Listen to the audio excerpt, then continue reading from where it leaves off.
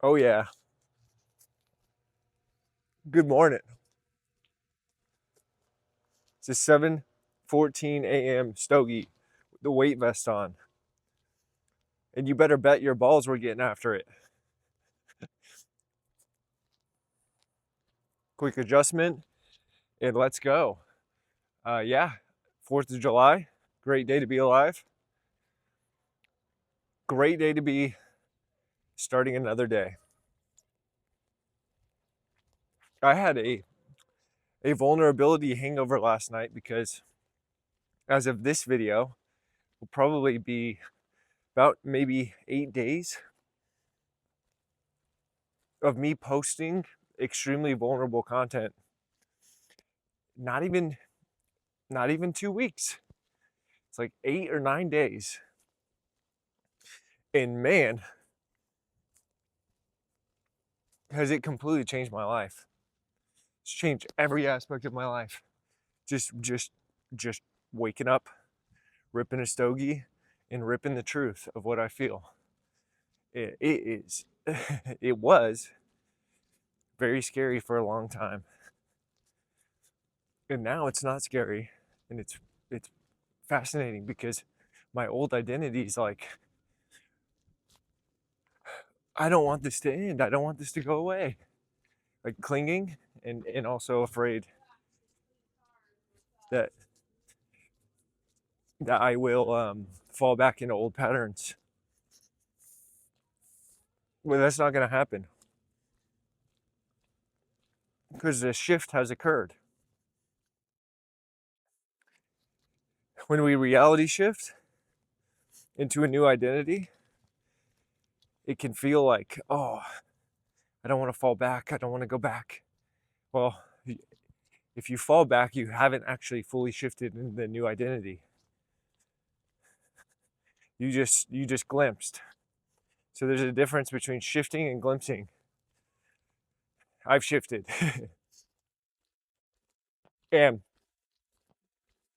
boy, has it been brutal because last night I had a convo with the guy I reconnected with, amazing person, and he was telling me what he was feeling about my videos, and he was so happy for me the way I was showing up, and he said he's like, I can feel there's this anger or resentment coming out in some of your videos, and I felt really bad. Okay, we're back. I felt really bad. I had a lot of shame around other people seeing my darkness. And I felt really bad and embarrassed of other people seeing me that way. And that was me trying to be the polished version of myself that's not real. And so last night when he told me that, it was really beautiful because I was like, I sat into it and I really accepted myself for my darkness and for the resentment I've carried and for the videos I posted where I may not have sounded super compassionate or fully, I'm not even going to say nice, but like fully with it and nuanced and all that, because that's not who we are. We have so many moments in our lives where we show up like assholes, where we don't show up well, where we screw other people over because we were in scarcity. And that's actually really good to share with people. It's really good to be able to allow people to see, hey, I'm an asshole, you're an asshole, and we can both be assholes together because we're going to accept each other. It's very freeing. And so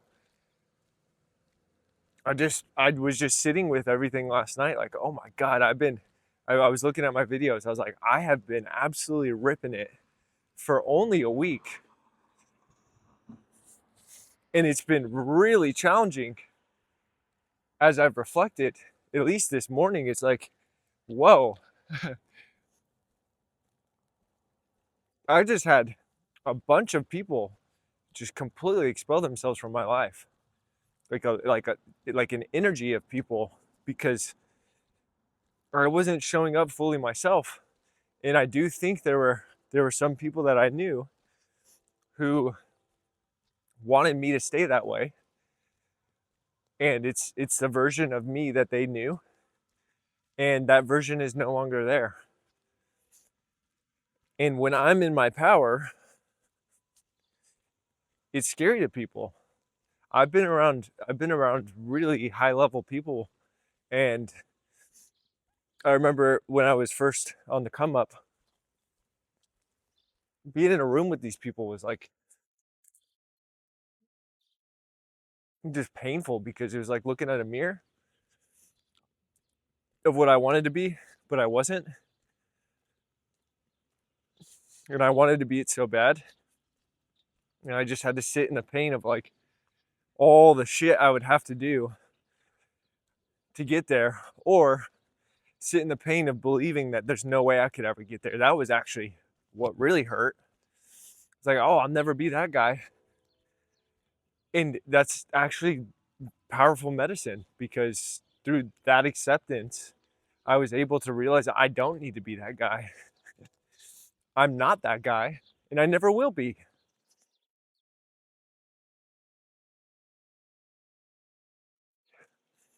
But man, how many people are walking around with the scars of this like persecution? I can't speak what I actually feel. I can't even think what I actually feel, because the people around me will persecute me. I was working on a client last night, and her and her husband, they have a Mexican background. They grew up in different places, but the Latino culture is very violent. The parents would just beat the shit out of their kids. And the husband told me, he said, if he came home from school and he had gotten in a fight, if he did not win, his mom would beat him. So he would get in a fight for whatever reason, two kids super angry, probably not happy about their home environment, so they take it out on each other, right? If that kid doesn't win, he goes home and he gets in another fight in which his mom humiliates and beats him, and he can't fight back. It's like, oh my God, that's not fun. And then his wife, completely different family, is like, yeah, and they're not in the same room having this conversation. Two separate conversations, because I worked on them separately. Wife, while I'm working on her, she starts talking about how she used to get beat for like very small things. Like if she wasn't doing things a certain way, they would just beat her. And I'm like, that's brutal. And so what I'm realizing is I'm on a very important mission, and that's to continue speaking fully vulnerably as myself, and letting anyone that I know watch it. And they can, I mean, YouTube is an open forum, Facebook is an open forum. Anyone can watch my stuff. Anyone can message me. Anyone can message someone I know and get my phone number and say whatever they want to me. It is fully in the arena. It's fully in the arena, and it's scary because, like, if I had a parent that abused me physically when I was younger, and that was in my blood, right? That was in my memories.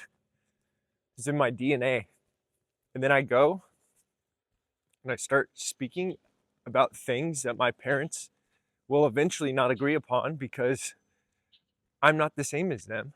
There will be points in the relationship where I will say something and they may not agree. That's just a normal relationship, right? Well, if I have that in my body, that it's not safe for me to ever say anything to anyone, or I will get beat, well, I'm not going to speak. So I'm in a process now of realizing how important it is for me to continue speaking. Not only for my own gain, because this is the best therapy I've ever gotten, ever. I've done so much shit. This is the best therapy I've ever gotten. And it took a lot of courage to do this. But I'm doing this for all the people who have been so afraid to speak up and actually share themselves. You don't have to go on YouTube, TikTok, Instagram, any of the platforms and start doing any of this. But every time you start choosing to openly express yourself and share your voice, you will be heard by yourself. And that's the only thing that matters. You are the only person who can go to bed at night with a clear conscience. The best pillow is a clear conscience. The best sleep you will ever get is when you went for it. And I have a buddy, he's a really incredible writer. I asked him to write me a piece on a gladiator. If you've ever read Teddy Roosevelt's Man in the Arena, it's a great piece. But I want him, my buddy Mickey, to write a piece on the perspective of a gladiator right before he walks into the arena. And I'm very excited for when this piece comes out, because he's a very eloquent writer, and he puts words into categories and places that have never existed before. So the way I see it is,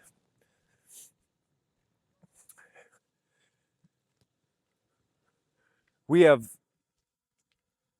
the choice to put ourselves in the shoes, in the sandals of a gladiator. And that is like, most people would be like, why would I ever choose that? But the choice of doing that is, ultimately, if you can go into the Colosseum and, despite being afraid, you move forward and you do everything in your power to come out the other side, the experience that you will feel after you win that battle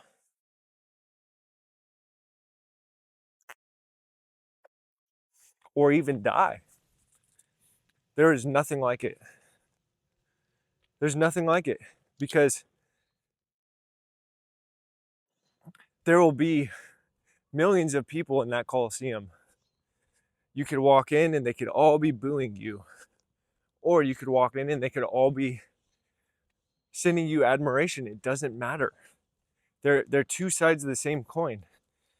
What I've realized as I've been posting more and more content is, actually, when I was younger, I would do it for admiration, and the admiration would help me be able to step into it more. Now, I treat all comments and commentary the same. And this is how I know I've turned pro. This is how I know I'm a gladiator, because I no longer look at a positive comment the same way, or in a higher way, in a way that I want the validation, compared to a negative comment. When I get a negative comment, I'm almost more excited than the positive one, because I've been in that Coliseum so many times. I know what that means. When people are throwing tomatoes at me, it means I'm doing what I'm supposed to be doing. It's really good. I am triggering people, because they will never go in the Coliseum. So they throw the tomato. They call me a bastard. They say I don't know what I'm talking about. I don't know how to wield a sword. Whatever they say, my nose is crooked. All these things. It's like, okay, you're hurt. You're hurt and you're scared, and you potentially would want to also share your opinion, but you've been stifled before, and I get it, and it's painful. So the only way that you can share your opinion now is to cut other people down. I have a lot of compassion for these people. I was never a guy that was deep in the comments on forums, just ripping into things. I never saw the point of it. And now I can see very clearly all that is someone who's not living. So they live their life on a forum, arguing with strangers that they'll never meet to try and make points that don't actually matter.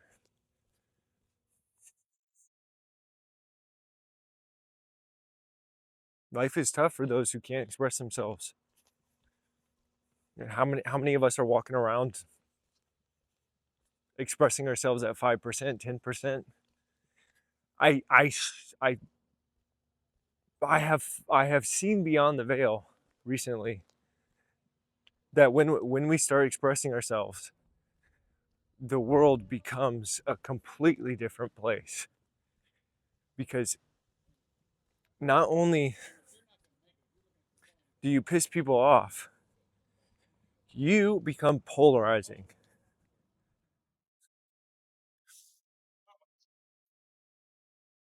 You know, what does that do? Well, to be polarizing means you become a magnet. You repel and you attract. And so, since I've become polarizing by just being myself, I have repelled people and I have attracted some of the most incredible people back into my life. I've had all these people reaching out to me, wanting to partake in what I'm doing and to be a part of something bigger. And it took me 30 years of living a pretty painful existence to finally just drop into and surrender to the fact that I have to accept myself. I choose to. I don't have to, but if I want to live at the capacity of service, of being deeply connected to God and deeply connected to fellow human and serving fellow human, I have to accept myself. And so all the people that are around us who are just merely reflections, they're just little ponds that we can look at.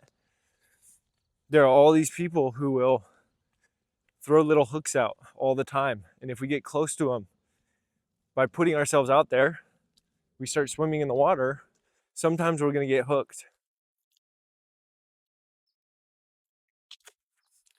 And when we get hooked, it hurts. But we have to disentangle these things.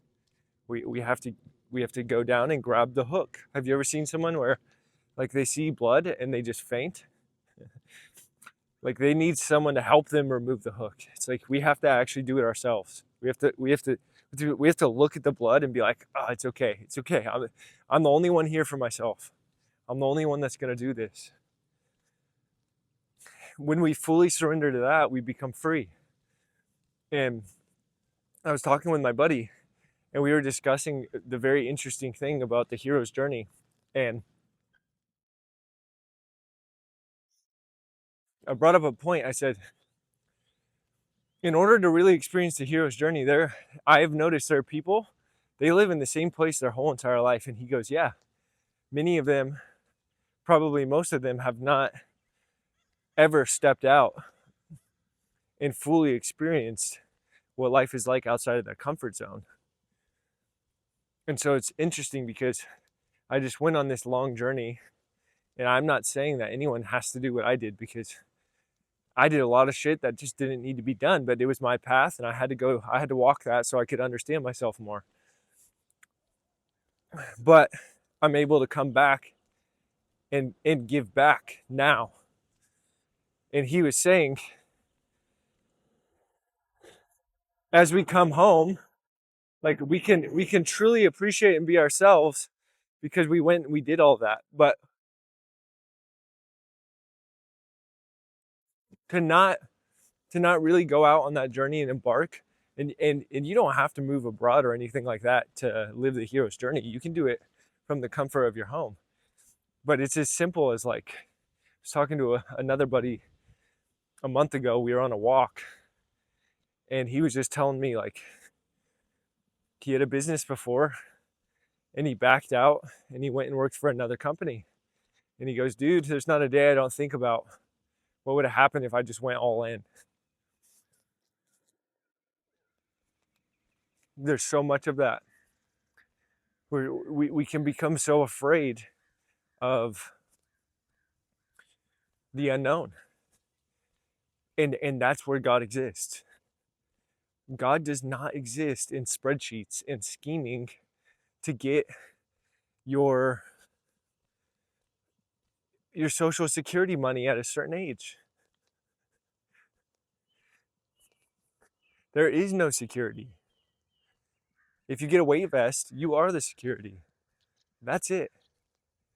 Like there is no security in life. Nobody knows when they're gonna die. So go live. Go live.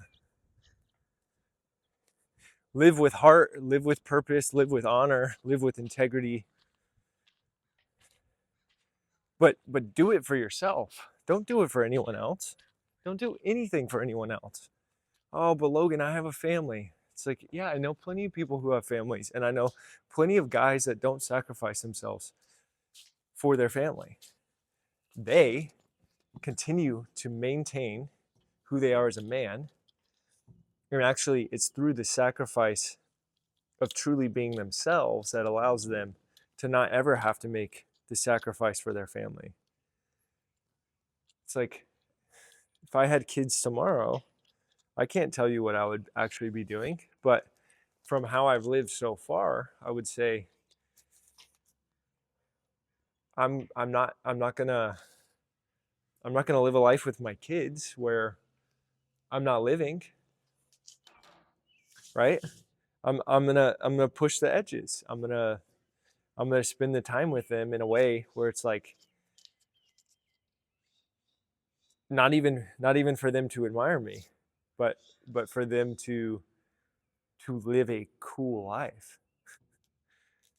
It's like, I went through all the shit I went through in my childhood to be able to transmute that and create a better existence for the future generations. And when I have kids, what is that going to look like? It's going to look like me being a really, really epic dad.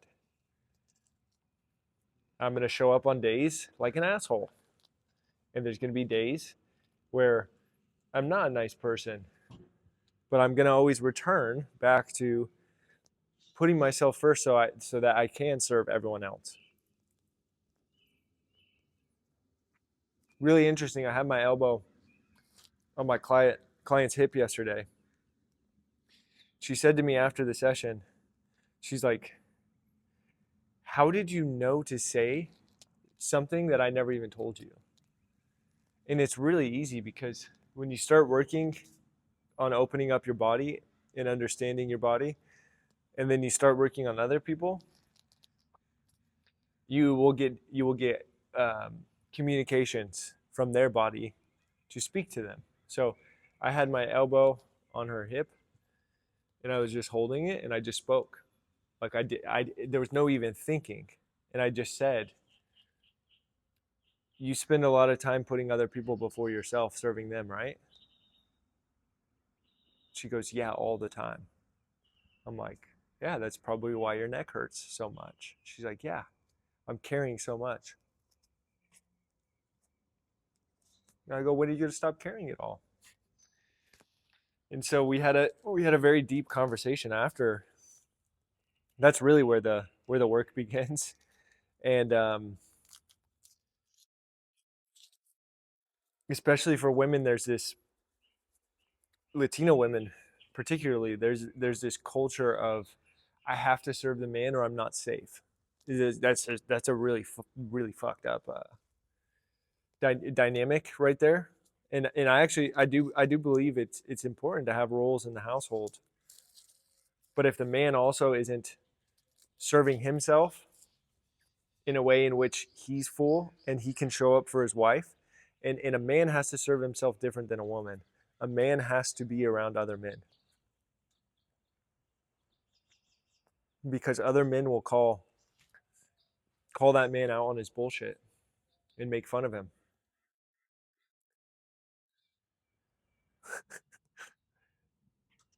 It's crazy. I was watching a video today with my boy Elijah, and he was just talking about the dynamics between men and women. And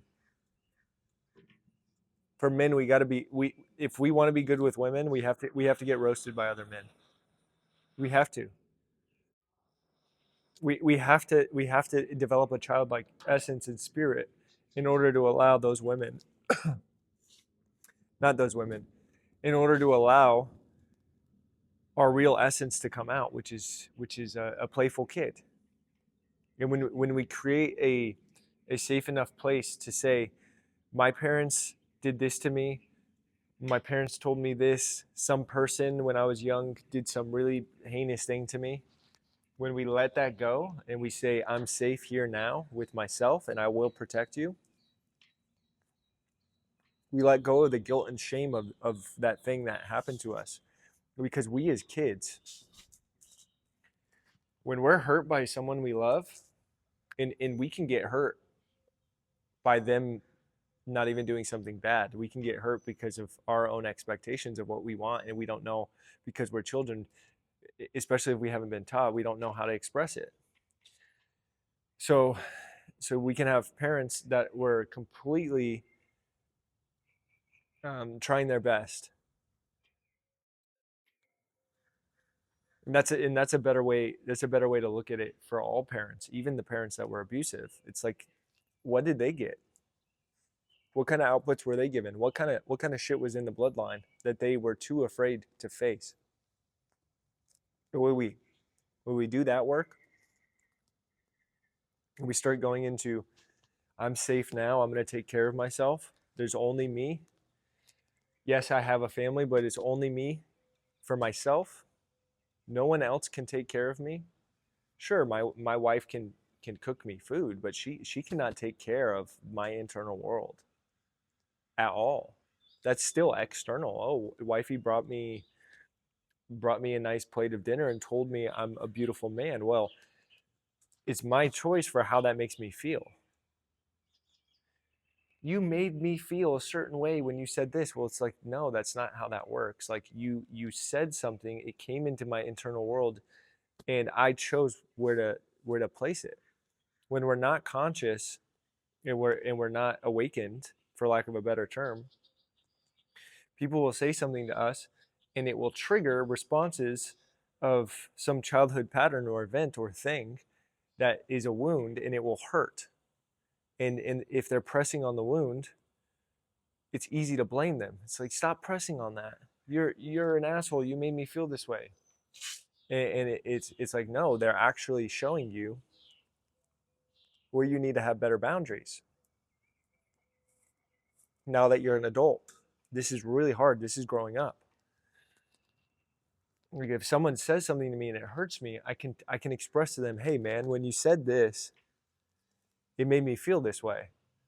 And then from there, I can make a decision off of how I'm going to react. If they're like, cool, I enjoyed doing that. It's like, oh wow, you're kind of sick. It's like, you do that to a lot of people. You have a conversation, and then you can push that person out of your life, and that's where even more work is, because there's a lot of people living in situations with people who don't really care about them, and they're absorbed in their own wounds and pain. And I do feel, as I've become a better human by becoming more self-aware and caring more for myself, I can now care more for other people. And I've always had a caring aspect and a nurturing aspect to me of wanting other humans to win.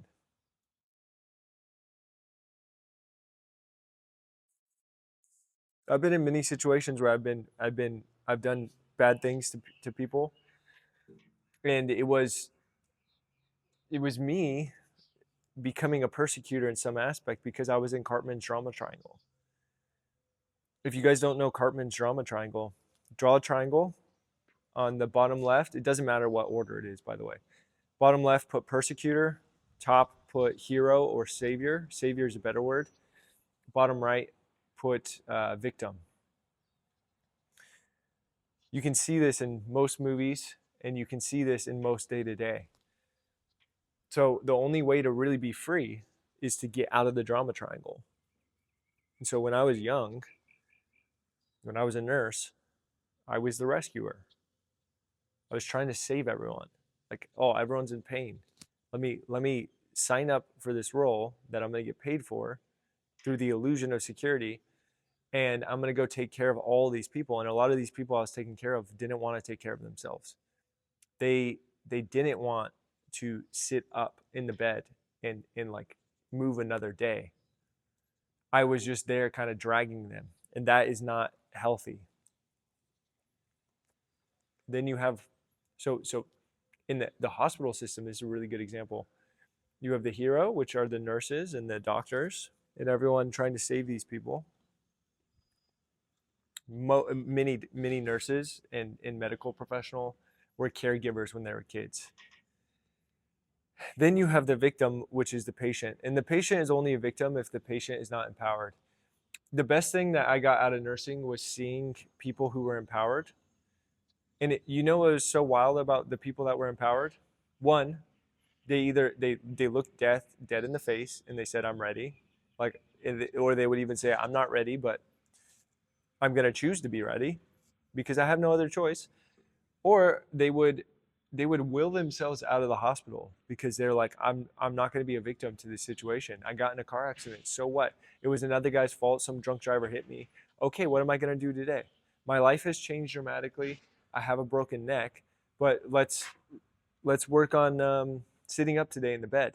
Those people got out of the hospital really quick, and those were the people that all the nurses and doctors actually signed up in the medical field to take care of. Those were that is the essence of the profession. That's the art of the profession. That is the beauty of the profession. That's the beauty of the healing world, is to be able to see people who choose to come from an empowered place and move forward. And when we do that, we there's no other way for us to be healthy and whole, because we will find health and wholeness through choosing to not be the victim. And then we have the persecutor. The persecutor is fascinating because the persecutor is actually the biggest victim. The persecutor is someone who is in so much pain, they have to inflict pain on other people in order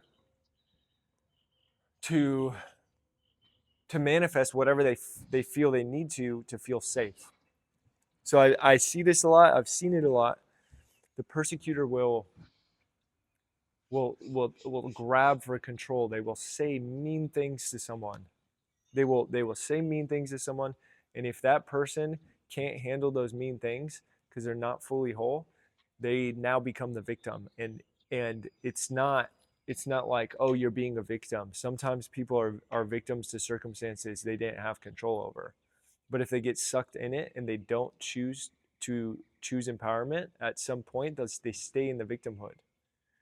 And so it's really, really interesting because the triangle will start to shift. You'll see the persecutor does something bad to someone. That person becomes a victim. The hero sees it. The hero runs over and starts trying to save the victim. Then the hero sometimes ends up becoming the persecutor. They are so angry at the persecutor, and you can usually see this if someone had something really bad happen to them. They see it happen to the victim, and they're an advocate. And that's not, if they're advocating correctly, they're not the hero. But sometimes they'll advocate so hard, they will sacrifice themselves in such a way that they now become the persecutor. They'll do everything in their power to destroy the other persecutor because the hero was wounded, and they want to save the victim. But you can't save the victim because the victim is drowning in the open sea, and all you can do is come by on your boat, and you can throw out a life vest, and if they choose to grab it, they're empowered. They go, I'm going to grab that life vest. But the victim can also see your boat and go, oh, they're in the boat and I'm not. And they pull out they only have one thing in their pocket, and it's a pocket knife. They're choosing to swim over there and poke the boat so that you are stuck with them. You do not want that. And so the hero can actually become a shark. The hero can be in the boat and see all these sharks and go, I hate sharks. Sharks are evil. And then the hero, instead of just throwing the life vest out, gets this gun and starts trying to kill the sharks for being sharks. And then you have this whole shark family that gets murdered, shark fin soup, and it was because the hero didn't realize, like, oh yeah, all I need to do is give the victim the life vest. The victim will pull it. They don't want to be with the sharks, so they're gonna pull it, come to the boat, we'll pull them in, and we'll get away from the sharks, and the sharks will leave us alone. That's it. The drama triangle is crazy. I've seen so many scenarios in which I've gotten sucked into it. And when you get sucked into the drama triangle, your life becomes drama. And the only way out, if you just put in that middle of the triangle, you just put freedom. The only way to freedom is to be either so centered in the triangle that you're just watching all of those patterns. But ultimately, the best way is to just completely get out of the triangle, which is you can just put freedom outside of the triangle too, and just watch. But when you're in the triangle, when you're in your freedom in the triangle, you can watch the dynamics of all this going on, and you can just call it out. Just be like to the persecutor, like, man, who hurt you? That's a good question. The persecutor will not know, usually not know how to respond. You just say, hey man, are you having an okay day? They'd be like, what? Yeah, I'm fine. It's like, oh well, you just told Johnny that he has a short leg. You just objectively tell him. Like, the persecutor, especially if they're a good person and they care about people, they'll be like, oh yeah, that probably wasn't that nice, and then they'll go over to Johnny and apologize. But sometimes people will make it out to be such a big thing that the persecutor tells Johnny he has a short leg, and then the hero comes over trying to save the victim, and the hero starts calling the persecutor a complete asshole, and then the persecutor is an asshole to the hero, and now the hero becomes the victim. Look at how this just flipped. The triangle completely just flipped. The hero now becomes the victim. The victim now goes back to the persecutor and starts persecuting the persecutor. You see how this goes around? And if the victim doesn't come out, the victim starts persecuting the persecutor, ends up shooting the persecutor. Persecutor's now a victim. It just keeps going around. It just keeps going around. And the only way that we can make the world a better place is to get out of the drama triangle.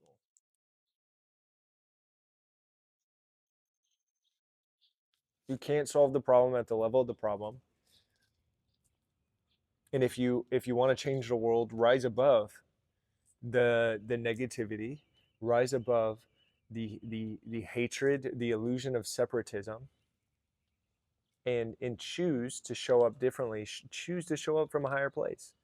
If you choose to just be the person on the outside of the triangle watching it rather than trying to jump into it, because if you jump into it, you'll usually get sucked in the storm. And you just sitting on a little tin roof watching the whole thing, just pointing it out. Hey, like, yeah, you're kind of being an asshole. Hey dude, like, yeah, he said that, but you should probably look at that. Hey man, you don't need to jump in. They can take care of it. Just they'll have a conversation. You just point all that out, and the drama triangle will usually just completely fall apart unless the people want to stay in the drama. So just don't stay in the drama. It's all a choice. It's all a choice. I told my client yesterday. She said, I need to stop serving people and I need to serve myself. And I said, need is an obligation. You don't need to do anything. If you tell yourself you need to do something, you won't do it. She's like, huh? I go, choose to do something. I choose to put myself first. That is you putting your your power back in your hands. When you start using the word choose, I'm choosing to be here. I hate my job, but I'm choosing to be here. When you tell yourself that, you put full responsibility on yourself to realize, oh, wow, I have a choice. Some people are constantly saying, I have to do this. I have to do this. No, you don't.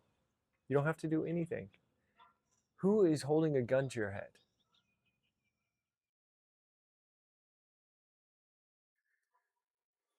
Probably no one.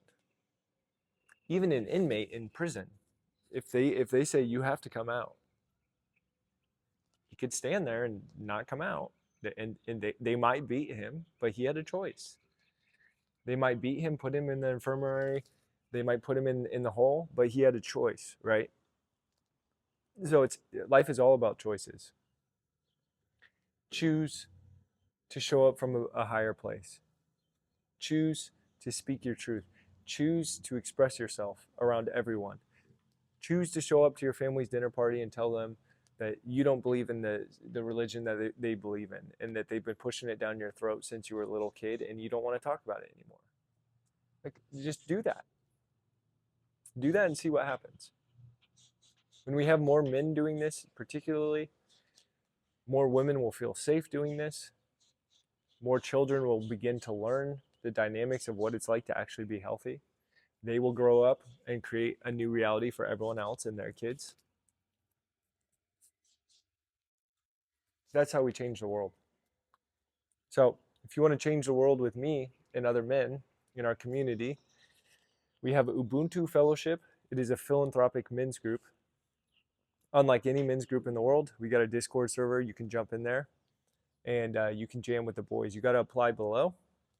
After you apply, if the application looks good, we can have a conversation and see if it's a good fit. Other than that, you guys have a wonderful 4th of July, and I will see you tomorrow.